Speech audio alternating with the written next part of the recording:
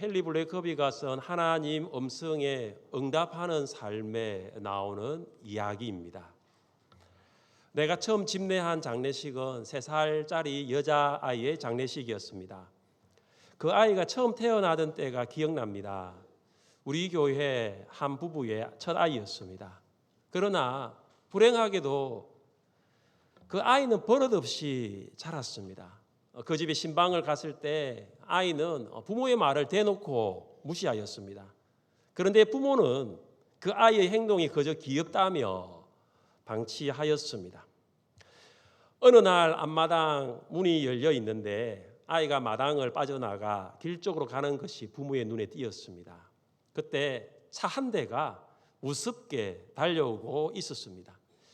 아이는 주차를 해둔 2대의 차 사이로 빠져나가 달려오는 차 쪽으로 뛰어가고 있었습니다. 안 돼 돌아와, 안 돼 돌아와. 부모의 다급한 소리가 있었습니다. 부모가 외쳤습니다. 그런데 아이는 잠깐 서서 부모가 있는 쪽으로 씩 웃더니 다시 돌아서서는 달려오는 차 쪽으로 곧장 뛰어들었습니다. 차는 아이를 세차게 들이받았습니다. 부모가 허겁지겁 어린 딸을 병원으로 옮겼으나 아이는 결국 죽고 말았습니다. 왜 이런 비극이 일어났을까요? 아이에게 부모의 음성이 들리지 않았을까요? 아이에게 부모의 외침이 들리지 않았을까요? 그렇지 않습니다. 아이는 분명히 부모의 음성을 들었습니다. 그런데 이 아이는 그 부모의 음성에 순종하는 훈련이 되어 있지 않았습니다. 아이는 부모의 말을 들었지만 항상 그는 부모의 말을 무시하며 살았습니다. 3살짜리 여자아이의 죽음은 불순종이 낳은 가슴 아픈 비극입니다. 사랑하는 성도 여러분, 성도의 삶은 순종에서 시작하고 순종으로 끝을 맺습니다. 그러나 살아가면서 보면 우리가 많은 사람을 만나고 또 여러 가지 일들을 대할 때에 불순종할 때가 있습니다. 우리 중 누구도 한 번도 나는 불순종하지 않았습니다라고 말하는 사람 여기 아무도 계시지 않을 것입니다. 우리 모두는 아담의 후손으로 태어나 날마다 생각으로 불순종하고 행동으로 불순종하는 삶을 살아가고 있습니다. 순종에도 시작과 끝이 있었듯이 불순종에도 시작과 끝이 있습니다. 오늘 말씀을 통하여 우리의 삶이 불순종에서 순종으로 전환될 수 있기를 주님의 이름으로 축복합니다. 첫째, 불순종의 시작은 하나님보다 사람을 더 의식하는 것입니다. 우리 한번 따라해 보겠습니다. 하나님을 의식하겠습니다. 하나님을 의식하겠습니다.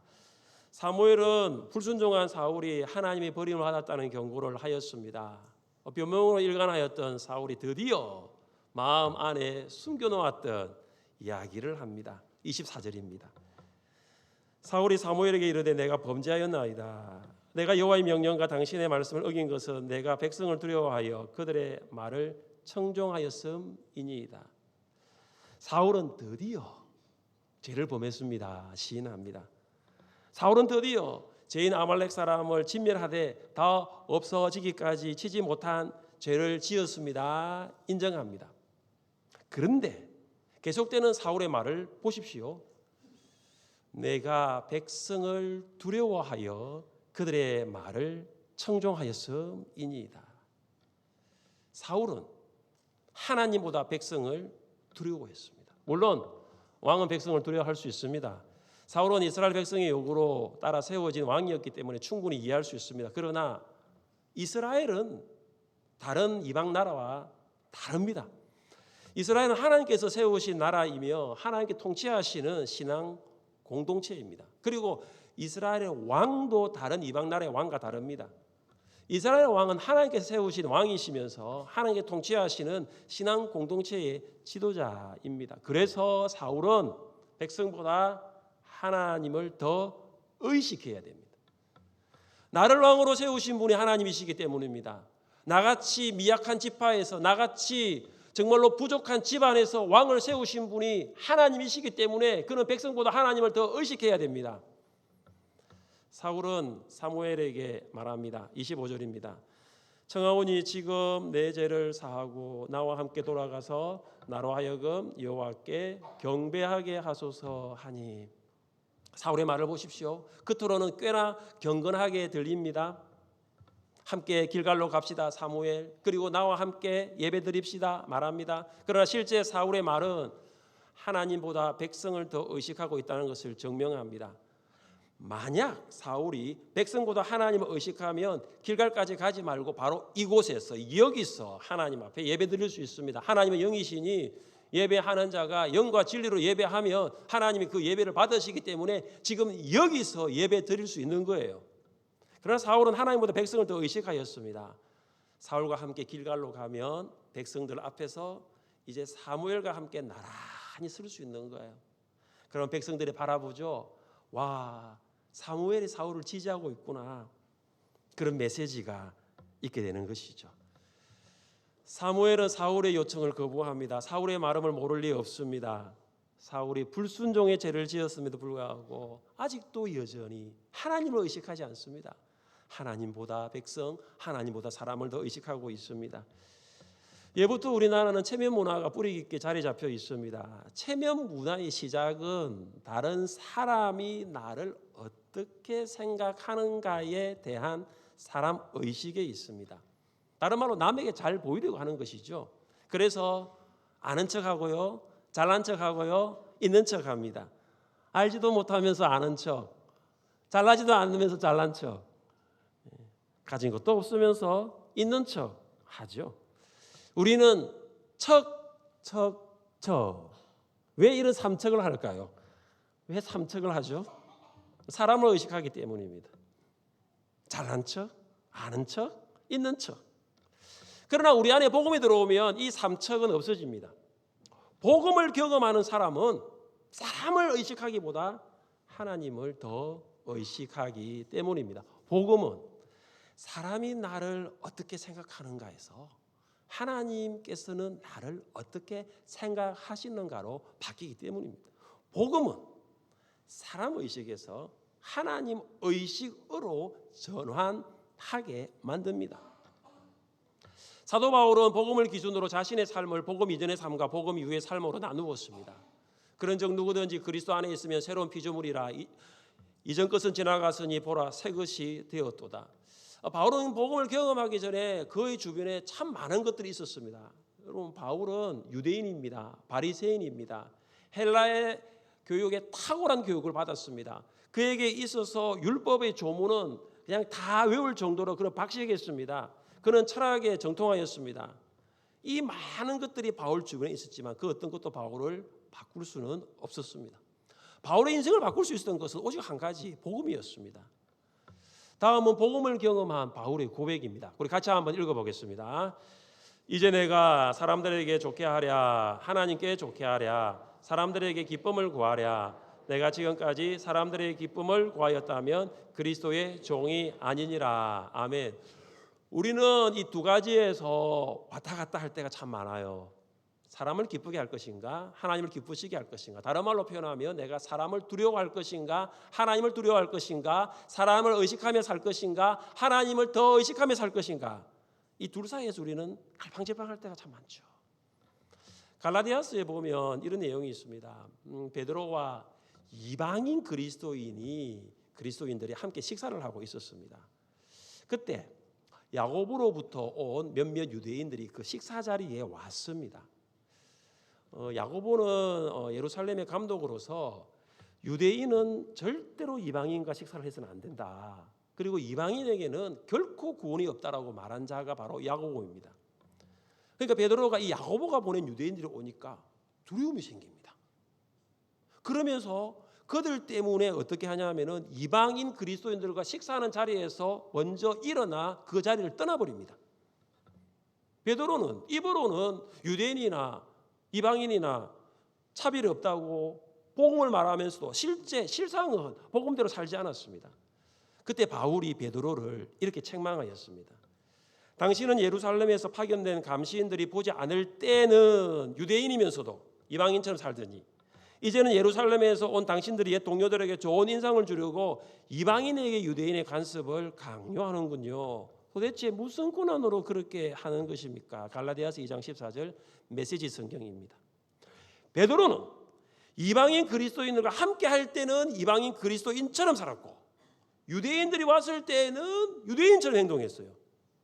무슨 말입니까? 베드로는 사람을 더 의식했다는 거예요. 복음 안에서 변화된 베드로였지만 그가 하나님보다 사람을 더 의식했습니다. 사랑하는 성도 여러분, 베드로처럼 살지 마시고 바울처럼 사시기를 주님의 이름으로 축복합니다. 여러분이 정말로 복음을 경험하였다면 사람보다 하나님을 더 의식하십시오.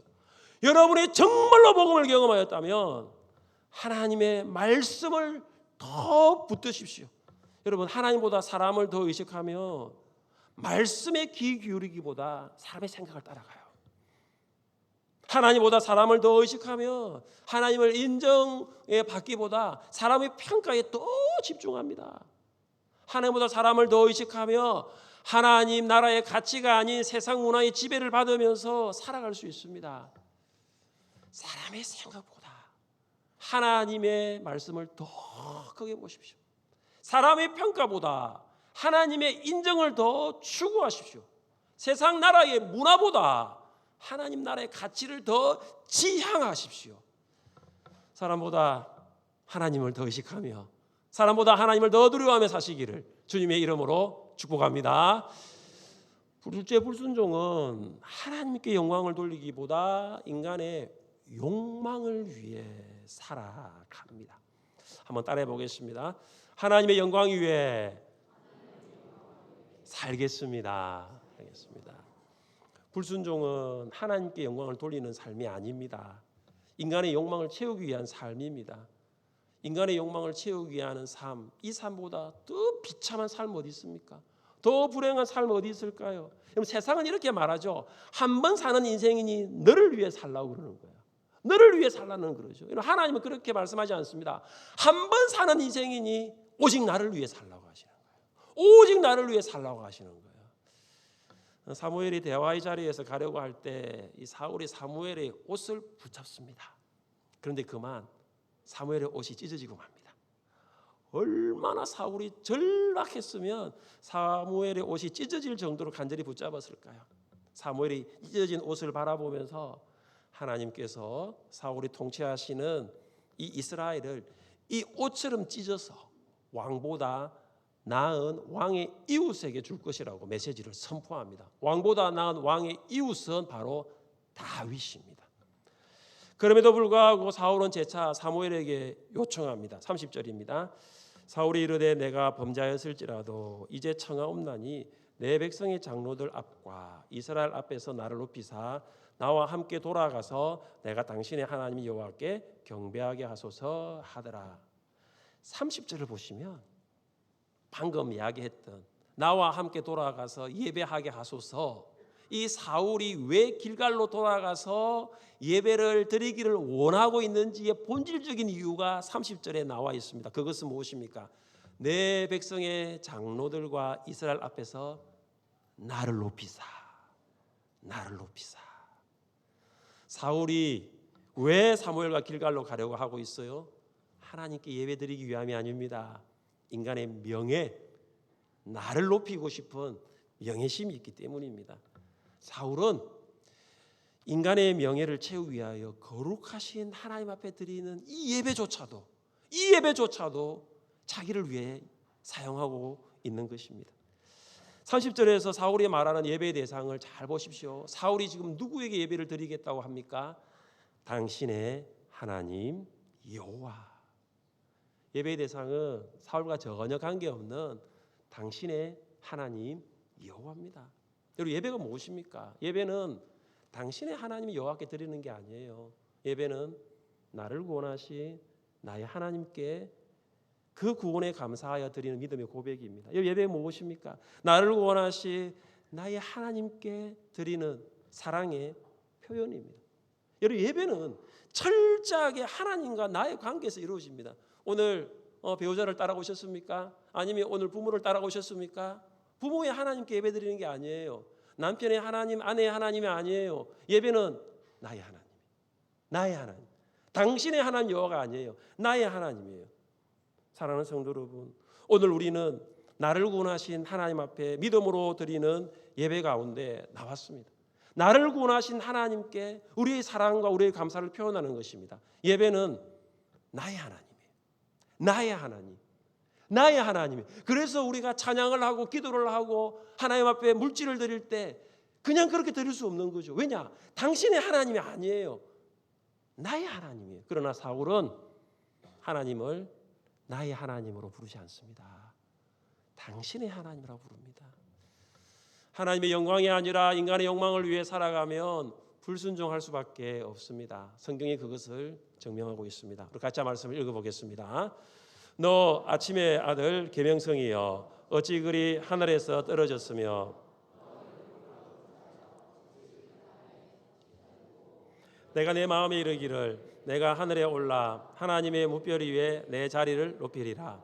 내가 북극 지폐의 산 위에 앉으리라. 가장 높은 구름에 올라가 지극히 높은 이와 같아지리라 하는도다. 그러나 이제 내가 서울고 구덩이 맨 밑에 떨어짐을 당하리로다. 아멘. 우리 성경을 읽어보면 여러분 창세기 1장 2장은 하나님이 창조하신 것을 보시고 좋았다라고 했는데 3장에 보면 뱀이 나옵니다. 그리고 사탄이죠. 그러니까 창세기 1장 2장에는 보면 사탄이 없어요. 그래서 많은 사람들이 사탄은 어디서부터 시작했는가? 그 말씀 중에 한 가지가 방금 읽었던 이사야 14장 12절 이하의 말씀이에요. 여러분 어떤 사람은 하나님 사탄을 만들었다고 하는 그런 말이 안 되는 이야기예요. 이사야 14장 12절 이하의 구절을 잘 보십시오. 하나님의 권위를 도전한 사탄에 대한 설명입니다. 계명성으로 명명된 루시퍼가 교만하여져서 하나님의 권위에 도전장을 냅니다. 내가 하늘에 올라 하늘의 무별 위에 내 자리를 높이리라. 내가 북극 지폐의 산 위에 앉으리라. 가장 높은 구름에 올라가 지극히 높은 이 하나님이죠. 지극히 높은 이와 같아지리라. 루시퍼는 하늘에 오르겠다. 내 자리를 높이겠다. 산 위에 앉으리라고 말합니다. 결국 하나님처럼 되겠다는 것이죠. 하나님의 영광을 위해 창조된 천사장 루시퍼가 하나님의 영광을 가로채 최고가 되려고 하였습니다. 결국 천사장이었던 루시퍼는 타락하여 사탄이 되고 말았습니다. 사탄이 가장 먼저 한 일이 무엇일까요? 자기가 하나님처럼 되겠다고 했잖아요. 사탄이 가장 먼저 한 일은 하나님의 형상으로 지음받은 아담과 하와가 선악을 알게 하는 나무 열매를 먹으면서 불순종의 죄를 짓게 한 것입니다. 그들을 유혹합니다. 하나님의 영광을 위해 지음받은 아담과 하와예요. 그런데 너의 욕망을 위해 살아가라고. 그리고 너도 하나님처럼 되라고. 너도 하나님처럼 되라고 유혹합니다. 너희가 그것을 먹는 날에는 너희 눈이 밝아져 하나님과 같이 되어 선악을 알 줄 하나님이 아심이니라. 사랑하는 성도 여러분, 순종과 불순종을 확인하는 방법들 중에 하나가 이것입니다. 하나님의 영광을 위해 살고 있느냐, 인간의 욕망을 위해 살고 있느냐. 오늘 우리 청년들, 우리 학생들이 계시잖아요. 여러분 왜 공부하세요? 여러분 왜 공부하세요? 지금 중간고사 기간일 텐데요. 여러분 왜 공부하세요? 여기 고3 우리 자녀들 왜 대학 가려고 하세요? 직장인들 여러분 왜 일하세요? 연휴가 길었잖아요, 그죠? 연휴가 길고 그리고 수요일부터 출근하여서 일을 하고 오늘 주일날 교회로 오셨는데 여러분 왜 일하셨습니까? 여러분 왜 결혼하세요? 왜 출산하세요? 왜 아이 기르십니까? 왜 자격증 따세요? 무엇 때문이십니까? 이 질문에 한번 대답을 해보세요. 인간의 욕망이 될 수도 있어요. 나의 욕망이 될 수도 있어요. 그러나 사도 바울은 삼일체 하나님께서 우리를 구원하신 목적을 이렇게 단언하고 있습니다. 같이 한번 읽어보겠습니다. 이는 우리가 그리스도 안에서 전부터 바라던 그의 영광의 찬송이 되게 하려 하심이라. 아멘. 하나님께서 우리를 구원하신 이유가 여기 있습니다. 그의 영광의 찬송이 되게 하려 하심이라. 할렐루야. 이것이 우리가 구원받은 목적이에요. 인간의 욕망을 위한 불순종의 삶을 살지 마십시오. 오직 하나님의 영광을 위한 순종의 삶을 시작할 수 있기를 주님의 이름으로 축복합니다. 셋째, 불순종의 끝이 있어요. 너무나 가슴 아픕니다. 불순종의 끝은 무엇인가? 하나님과의 관계 단절입니다. 하나님보다 사람을 의식하여 시작된 불순종은 하나님과의 관계 단절로 끝을 맺습니다. 사울을 따라간 사무엘은 아말렉 왕 아각을 소환합니다. 아각은 죽지 않고 와 이제 풀려나겠구나 가벼운 발걸음으로 사무엘 앞에 옵니다. 그러나 사무엘은 아각에게 사형 선고를 내리죠. 그가 길갈에서 여호와 앞에서 아각을 찍어 쪼개니라. 아각의 사형 선고는 하나님 앞에서입니다. 아각의 사형 선고는 하나님의 거룩하신 진노를 보여주는 신적인 심판 행위입니다. 아말렉은 출애굽 때부터 계속하여서 이스라엘 백성들을 죽이고 약탈하였습니다. 이스라엘 백성들에게 악한 영향력을 미쳐서 이스라엘 주변을 떠나지 않았습니다. 그래서 하나님께서 아각에게 사형 선고를 내리셨습니다. 아각에게 사형 선고를 내린 사무엘과 그 모습을 옆에서 지켜보던 사울은 과연 어떻게 되었나요? 34절과 35절을 함께 읽겠습니다. 이에 사무엘은 라마로 가고 사울은 사울 기브와 다시 가서 보지 아니하였으니 이는 그가 사울을 위하여 슬퍼함이었고 여호와께서는 사울을 이스라엘 왕으로 삼으신 것을 후회하셨더라. 아멘. 사울은 이제 길갈에서 라마로 자기 집으로 갑니다. 그리고 사울은 길갈에서 기브아로 자기 집으로 갑니다. 사무엘은 사울을 두 번 다시 보지 않습니다. 그런데 사무엘은 사울을 바라 생각할 때마다 참 가슴이 아픕니다. 그리고 하나님께서는 사울을 왕으로 삼으신 것을 후회하셨습니다. 하나님께서 사울을 버리셨습니다. 하나님께서 사무엘을 통하여 사울이 불순종의 죄를 회개하고 돌아오기를 원하셨어요. 여러분 우리 사무엘상 15장 설교를 오늘 3번으로 마무리를 하는데요. 사울은 사무엘을 통해서 하나님의 말씀을 들었지만 회개하지 않습니다. 계속 변명합니다. 하나님의 마음을 알지 못했습니다. 자신의 잘못조차도 자신에게 돌리는 것이 아니라 백성 탓으로 책임을 전가하였습니다. 하나님의 영광을 돌리는 삶이 아니라 인간의 욕망을 채우고자 살았습니다. 정말로 많은 백성들이 사울을 기대했을 것입니다. 그러나 사울의 삶은 불순종에서 불순종으로 끝이 납니다. 이 불순종의 마지막, 이 불순종의 끝이 무엇일까요? 하나님과의 관계 단절이에요. 하나님보다 사람을 더 의식하여 시작된 불순종은 결국 하나님과의 관계 단절로 끝을 맺습니다. 사무엘이 아말렉 왕 아각을 죽인 것처럼 하나님께서는 사울을 죽이십니다. 사무엘상 16장을 읽어보시면 사울이 나와요. 사울이 죽지 않았습니다. 그런데 왜 사울이 죽었다고 제가 말씀드립니까? 사울이 죽은 것은 그의 육신이 아니라 그의 영혼입니다. 영혼이 죽었다는 것은 하나님과 관계가 단절된 거예요.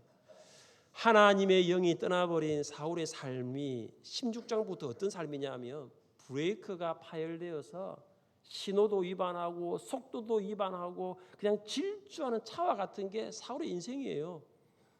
사울의 인생이 어떤 줄 아십니까? 엔진 고장 나서 엔진에 심각한 문제가 발생해서 추락하는 그 고장난 비행기 같은 게 사울의 인생이에요. 통제 불가능합니다. 통제가 되지 않아요. 아담과 하와가 에덴 동산에 있는 선악을 알게 하는 나무 열매를 먹었습니다. 이것은 명백한 하나님 말씀에 대한 불순종입니다. 여러분 불순종의 끝이 무엇이었습니까? 우리 같이 한번 읽어보겠습니다. 여호와 하나님이 에덴 동산에서 그를 내보내어 그의 근원이 된 땅을 갈게 하시니라. 아멘. 하나님께서 아담과 하와를 내보내십니다. 너희들 에덴 동산에 있을 수 없어. 나가. 내보내시는 거예요. 관계 단절이죠. 사랑하는 성도 여러분, 요즘 여러분 하나님과 어떤 관계이십니까? 여러분 하나님과 관계가 요즘 어떠세요? 연휴를 보내고 정신없이 이렇게 시간들을 보내면서 혹시 하나님의 말씀을 듣지도 못하고 제가 설교 서론에서 말했던 것처럼 분명히 하나님이 안 되라고 말씀하시지만 여전히 나는 내가 원하는 대로 불순종의 삶을 살아서 점점 더 하나님과 관계가 멀어지고 있지 않습니까? 사울에게도 회개의 기회가 있었어요. 여러분에게도 회개하고 돌이킬 수 있는 기회가 있습니다. 강단에서 선포되는 말씀을 여러분이 듣고 계십니다. 성령께서 여러분의 마음을 움직이십니다. 성령께서 여러분의 마음을 만지십니다. 여러분, 그러면 여러분 불순종한 마음을 다 내려놓고 순종하는 마음을 가져 순종의 자리로 나오시기를 바랍니다. 여러분, 말씀이 여러분의 마음에 들어와요. 왜냐하면 성경은 하나님의 감동으로 되었기 때문에, 그리고 설교는 다시 말 하나님의 감동으로 기록된 말씀을 잘 준비하여 들리는 하나님의 메시지이기 때문에 성령께서 여러분에게 말씀을 하십니다. 그럼 말씀이 여러분의 마음에 들어와요. 그러면 여러분 밀어내지 마세요. 길을 막지 마세요. 말씀이 다시 여러분을 지배할 수 있도록 받아들이십시오. 받아들이세요. 내가 감정적으로는 받아들이지 않고 싶다 할지라도 믿음으로 그 말씀을 받아들여요. 그럴 때에 죽은 영이 살아날 수 있어요. 그럴 때에 불순종의 삶에서 다시 순종의 삶으로 나아갈 수 있는 거죠. 그럴 때에 고장난 내 영혼의 브레이크가 다시 고쳐져서, 고장난 내 영혼의 엔진이 다시 고쳐져서 순종의 삶으로 살아갈 수 있는 거죠. 여러분, 목장 모임 하시죠. 이 목장에서 말씀을 나누시잖아요. 나누시면 참 좋은 말씀이다. 고개를 끄덕이며 공감을 하실 때가 많습니다. 여러분, 공감해서 끝나지 마십시오. 다시 순종의 삶을 살겠다고 결심하십시오. 여러분, 목장만큼 말씀을 나누고 말씀대로 살겠다고 결심하는 유기적이고 생명력 있는 공동체는 없습니다. 여러분, 목장 모임을 단순하게 그냥 차 한잔 마시는 그런 가벼운 모임, 그리고 우리의 길을 즐겁게 하는, 우리의 감정을 힐링하게 하는 그런 교제 모임만으로 여러분 치부하지 마십시길 바랍니다. 목장 모임에서 나누는 말씀이 불순종의 삶을 살고 있는 나를 다시 순종의 삶으로 나아가게 하는, 영혼을 살리는 모임이라는 거 여러분 아십니까? 사랑하는 성도 여러분, 사람을 의식하는 것에서 하나님을 의식하는 것으로 방향 전환하여 불순종의 삶을 종식하고 순종의 삶을 시작할 수 있기를 바랍니다. 인간의 욕망을 채우는, 나의 욕망을 채우는 삶에서 이제 방향 바꾸셔서 하나님께 영광을 돌리는 삶으로 살아갈 수 있기를 바랍니다. 불순종의 끝은 하나님과의 관계 단절이니 방향을 틀어서 다시 하나님과의 관계를 회복하는 순종의 길로 나아갈 수 있기를 바랍니다. 순종하는 하늘샘 교회 성도 될 수 있기를 주님의 이름으로 축복합니다. 아멘. 자리에 일어나셔서 찬양하겠습니다.